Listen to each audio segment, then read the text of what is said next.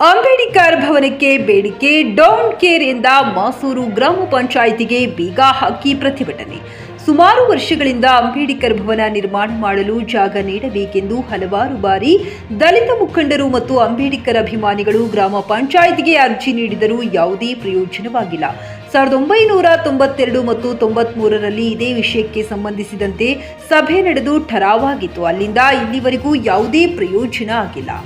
ಸುಮಾರು ಬಾರಿ ಪಂಚಾಯತ್ ಸದಸ್ಯರಿಗೆ ಸಭೆ ಕರೆದರೂ ಒಂದು ಸಭೆಗೂ ಹಾಜರಾಗುತ್ತಿಲ್ಲ. ಇಂದಿನ ನಮ್ಮ ಹೋರಾಟಕ್ಕೆ ಅಧ್ಯಕ್ಷರು, ಉಪಾಧ್ಯಕ್ಷರು ಇಬ್ಬರು ಸದಸ್ಯರು ಮಾತ್ರ ಭಾಗಿಯಾಗಿರುವುದು ವಿಪರ್ಯಾಸ ಎಂದು ದಲಿತ ಮುಖಂಡ ಪ್ರಭು ನಡುವಿನ ಮನೆಯ ಆಕ್ರೋಶ ವ್ಯಕ್ತಪಡಿಸಿದರು. ಹಾಗಾದರೆ 26 ಜನ ಸದಸ್ಯರು ಇದ್ದಾರೆ. ಅಂಬೇಡ್ಕರ್ ಭವನ ಮಾಡಲು ಜಾಗ ನೀಡಲು ಸಭೆಗೆ ಕರೆದರೆ ಬರಲು ಕಾರಣ ಏನು? ಹಾಗಾದರೆ ಇವರು ಅಂಬೇಡ್ಕರ್ ವಿರೋಧ ಮಾಡುತ್ತಿದ್ದಾರಾ ಎಂಬ ಪ್ರಶ್ನೆಗೆ ಉತ್ತರ ಸದಸ್ಯರೇ ನೀಡಬೇಕು.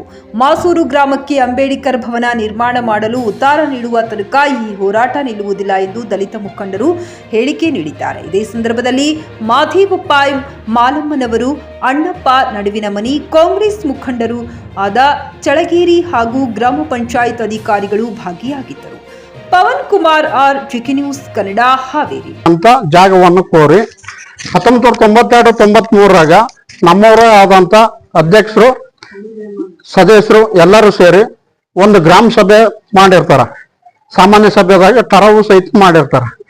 ಆ ಸಭೆದಾಗ ಟರಾವ್ ಮಾಡಿ ನಂತರ ಟರಾವ್ ಕಾಪಿಯನ್ನು ಸಹಿತ ಮುಚ್ಚಿಟ್ಟು ಅದೇ ಸ್ಥಳದಾಗ ಈಗಿರ್ತಕ್ಕಂಥ ಮಟನ್ ಮಾರ್ಕೆಟ್ ಏನ್ ಅವಾಗ ಖಾಲಿ ಜಾಗ ಇತ್ತಲ್ರಿ, ಅದೇ ಜಾಗದಾಗ ಮಟನ್ ಮಾರ್ಕೆಟ್ ಅಂತ ಸ್ಥಾಪನೆ ಮಾಡ್ತಾರ. ಅದು ಟರಾವ್ ಕಾಪಿ ನಮ್ಮ ಎದುರಿಗೆ ಬರೋದೇ ಹೋದ ಕಾರಣ ನಾವು ನಿರಂತರವಾಗಿ ನಮ್ಮ ಹಕ್ಕುಗಳಿಗಾಗಿ ಮನವಿ ಕೊಟ್ಕೊಂತ ಬಂದ್ವಿ. ಅದು ಮೊನ್ನೆ ಒಂದಿನ ನಮ್ಮ ಸೋದರರು ನಾವು ಬಂದಾಗ ಅದು ಟರಾವ್ ಕಾಪಿ ಸಿಕ್ತು.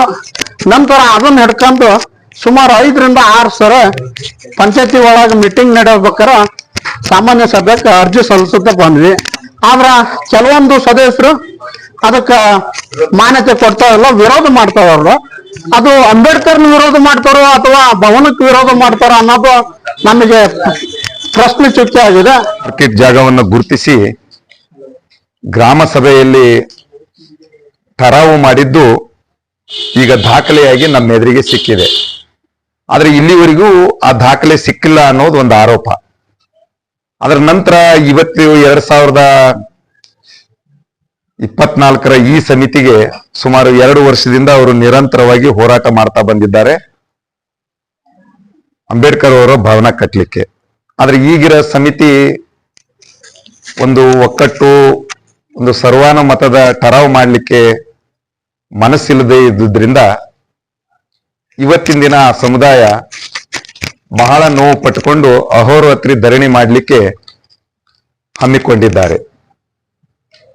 ಬಹುಶಃ ಇದು ಗ್ರಾಮ ಪಂಚಾಯತಿ ಮಟ್ಟದಲ್ಲಿ ಇದು ನಿರ್ಣಯವನ್ನ ಮಾಡಬೇಕಾಗಿತ್ತು. ಯಾಕಂದ್ರೆ ಈಗಾಗಲೇ 92ನೇ ಇಸ್ವಿಯಲ್ಲಿ ಈ ನಿರ್ಣಯ ಆಗಿದ್ದು. ಹಾಗಾಗಿ ಕೇವಲ ಅಂಬೇಡ್ಕರ್ ಅವರು ಒಂದು ಜಾತಿಗೆ ಸೀಮಿತವಾದಂತಾರಲ್ಲ, ಈ ಗ್ರಾಮದ ಮಾನವ ಕುಲದ ಎಲ್ಲರಿಗೂ ಕೂಡ ನಾವೇನು ಇವತ್ತು ಬದುಕ್ತಾ ಇದ್ದಾವೆ, ಬುದ್ಧಿಜೀವಿಗಳಿದ್ದೇವೆ, ನಾವೆಲ್ಲರೂ ಕೂಡ ಡಾಕ್ಟರ್ B.R. ಅಂಬೇಡ್ಕರ್ ಬೇಕು, ದೊಡ್ಡ ವ್ಯಕ್ತಿಯಾಗಿ ಇವತ್ತು ಹೊರಹೊಮ್ಮಿದ್ದಾರೆ. ಅಂತವ್ರ ಪರವಾಗಿ ನಾವೆಲ್ಲ ಬೆರೆಯಾಗಂತ ಸಂದರ್ಭ ಈ ಸಂದರ್ಭದಲ್ಲಿ ಒದಗಿಕೊಂಡಿದೆ.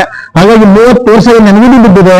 ಇವತ್ತು ಏನು ಈ ಒಂದು ಮಾಂಸದ ಅಂಗಡಿಯನ್ನು ಮಾಡ್ತಾ ಇದ್ದಾರೆ, ಅಲ್ಲಿ ಗಲೀಜು ಮತ್ತೊಂದು ನೀರೊಂದು ಆಗಿ ಹೋಗ್ತವೆ ಅಂತ ಅದನ್ನ ಏನಾದ್ರೂ ಕೆಡಿಸಿ ಅದನ್ನ ಕಟ್ಟಡಗಳನ್ನ ಎಂತೆಂತ ದೊಡ್ಡ ದೊಡ್ಡ ಕಟ್ಟಡಗಳು ಡೆಮಾಲಿಷ್ ಮಾಡುವಂತ ಅವಕಾಶ ಸಿಗ್ತದೆ.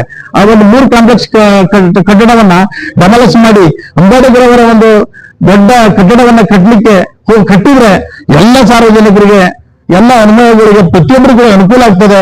ಆ ನಿಟ್ಟಿನಲ್ಲಿ ತಾವೆಲ್ಲ ಗ್ರಾಮದ ಹಿರಿಯರು, ಬುದ್ಧಿಜೀವಿಗಳು, ಸಾಮಾನ್ಯ ಜನರು ಇದನ್ನ ಯೋಚನೆ ಮಾಡಿ ಇದನ್ನ ಮುಂದೆ ವರೆಗೇನೆ ಇವತ್ತು ಈ ತೀರ್ಮಾನ ತಗೊಂಡು ಏನು ಕಾರ್ಯನಿರ್ವಾಹಕ ಅಧಿಕಾರಿಗಳಿದಾರ ಅವರು ಕೂಡ ಸಂಬಂಧಪಟ್ಟ ಸ್ಥಳಕ್ಕೆ ಬಂದು ಕೂಡಲೇ ಭೇಟಿಯಾಗಿ ಅದರ ಸಾಧಕ ಬಾಧಕ ಮತ್ತು ಕಾನೂನು ಚೌಕಟ್ಟಿನಲ್ಲಿ ಏನು ಅನುಕೂಲ ಇದೆ, ಹಿಂದೆ ಠರಾವ್ ಮಾಡಿದ್ದಾರೆ, ಆ ಠರಾವ್ ಇವತ್ತೇ ಮಾಡ್ಬೇಕು ಅಂತ ಅದನ್ನ ತೀರ್ಮಾನ ತಗತಕ್ಕಂತ ಒಂದು ಏನು ಅಧಿಕಾರ ಇದೆ, ಅವರು ಕೂಡಲೇ ತೀರ್ಮಾನ ತಗೊಂಡು ಇವತ್ತೇನೋ ಈ ಒಂದು ಇಲ್ಲಿಗೆ ಮೊಟಕುಗೊಳಿಸಿ ಏನು ಪ್ರತಿಭಟನೆ ಮಾಡ್ಲಿಕ್ಕೆ ಕೊಟ್ಟಿದ್ರೆ ಇವರೆಲ್ಲರೂ ಮನವೊಲಿಸಿ 4 ಜನಕ್ಕೆ ಅನುಕೂಲ ಆಗುವಂತ ಕೆಲಸವನ್ನ ಮಾಡಿಕೊಡ್ಲಿಕ್ಕೆ ನಾನು ಕೂಡ ಸತತವಾಗಿ ನಿಮ್ಗೆಲ್ಲ ಈ ದೊಡ್ಡ ಕಿದ್ದವರು ಇವರಿಗೆ ನಮ್ಮ ಒಬ್ಬ ದಲಿತರ ಮುಖಂಡನಾಗಿ, ಮಾದಿಗ ಸಮಾಜದ ಒಬ್ಬ ಅಧ್ಯಕ್ಷನಾಗಿ ನಾನು ಕೂಡ ಬೆಂಬಲವನ್ನು ಈ ಸಂದರ್ಭದಲ್ಲಿ ಕೊಡಕ್ಕೆ ಬಯಸ್ತೇನೆ.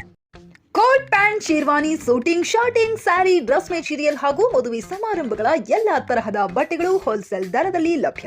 ಹಾಗಿದ್ರೆ ಎಂದೇ ಭೇಟಿ ನೀಡಿ ಆರ್ಕೆ ಫ್ಯಾಷನ್ ಕಲೆಕ್ಷನ್, ಬಸ್ ನಿಲ್ದಾಣ ಎದುರುಗಡೆ, ಹುಮ್ನಾಬಾದ್. ಹೆಚ್ಚಿನ ಮಾಹಿತಿಗಾಗಿ ಸಂಪರ್ಕಿಸಿ 8660601957.